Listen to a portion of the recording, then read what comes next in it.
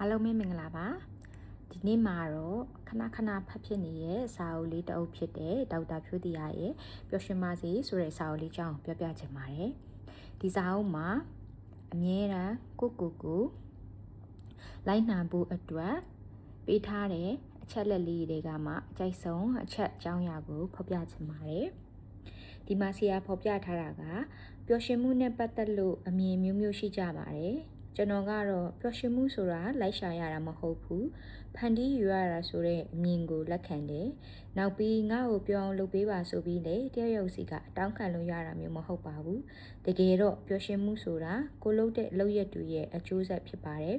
ဒါကြောင့်ပျော်ရွှင်ခြင်းနဲ့ဆိုရင်လိုက်မရှာနဲ့ကိုလည်းမတောင်းနဲ့ကိုလုပ်ရက်တွေကိုအမြင်ကိုအတွေ့ကိုခံယူချက်တွေကိုသာပြောင်းလိုက်ပါဆိုတဲ့စာလေးကိုအမြဲတမ်းမရနဲ့ခေါင်းထဲမှာဆွေးမြင်းနေမိရဲ့နောက်ပြီးဒီစာအုပ်ထဲမှာက